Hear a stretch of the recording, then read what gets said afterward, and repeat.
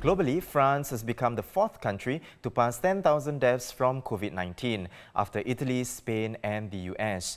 It now has more than 78,100 confirmed cases. France has been in lockdown since March 17th, which is due to end on April 15th. Yesterday, authorities further tightened measures in Paris, banning outdoor sports activities between 10 a.m. and 7 p.m.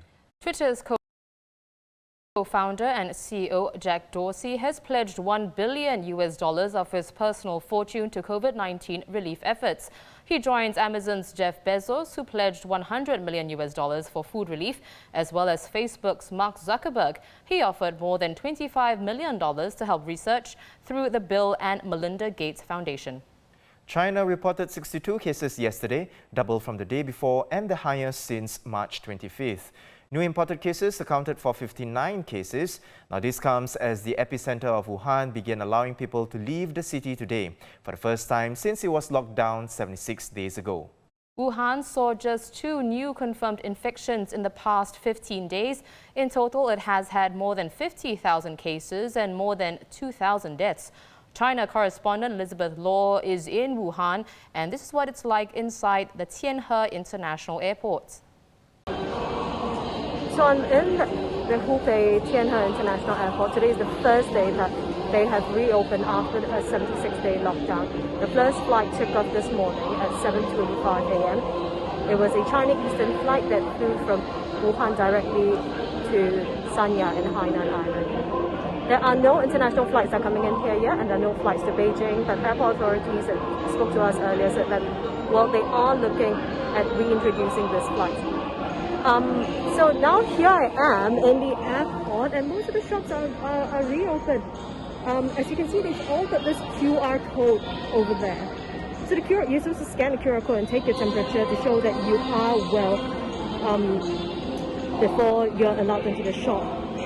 And there is quite a lot of music going on because they are sending off a reinforcing medical team from Jilin. And so there is quite a lot of singing and quite patriotic music that's happening. So earlier, but of course, even though the shops are open, most of them are being sort of having step-down operations. About 5 minutes ago, I tried to buy a coffee at McDonald's, and they said that no, they will not be able to serve coffee because they are just serving a step-down menu as they gradually resume full services. So here it is.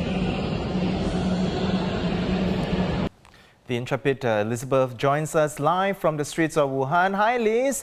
Now, Liz, the city's lockdown has been lifted by the Chinese government, but it seems that things aren't going back to the way they were yet. What's like on the ground of Wuhan right now? Right. Hi, Jan. Hi, Olivia. So right here, I'm standing in the heart of Hanjie. Hanjie is one of the most popular shopping streets in Wuhan. As you can see, the crowds are still quite sparse, but you've got quite a lot of international brands here. You've got things like Under Armour, you've got Nike, you've got Adidas, Starbucks, and on the other side, I'm not going to turn over, there's H&M and Uniqlo and all of that.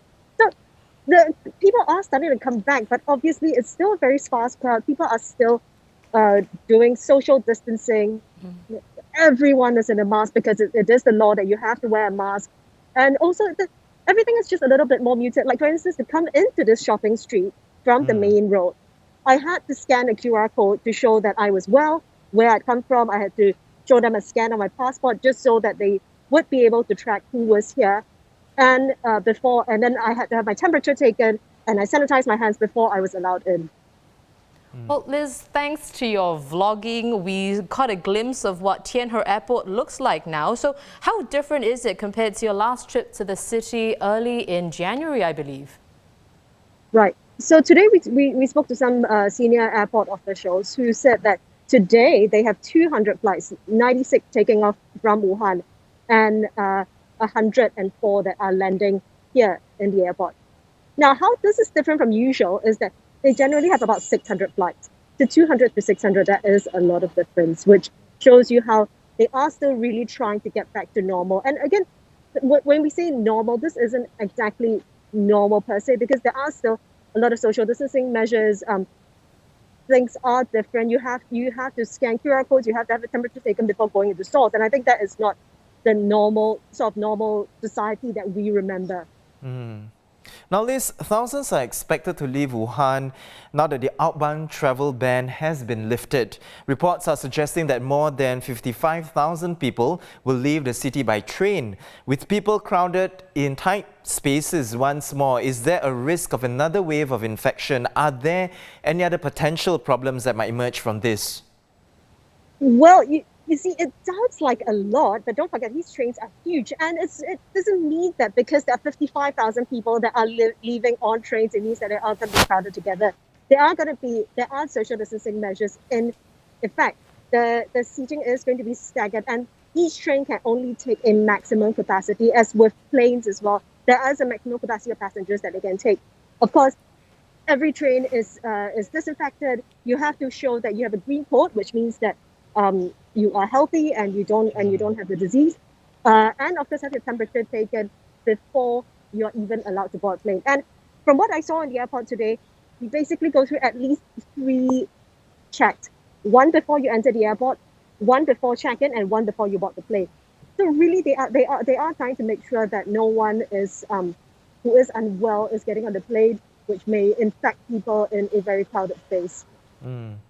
Well, thank you as always, Elizabeth. Stay safe. That was China correspondent Elizabeth Law reporting from the streets of Wuhan, where the lockdown has been lifted after 76 days.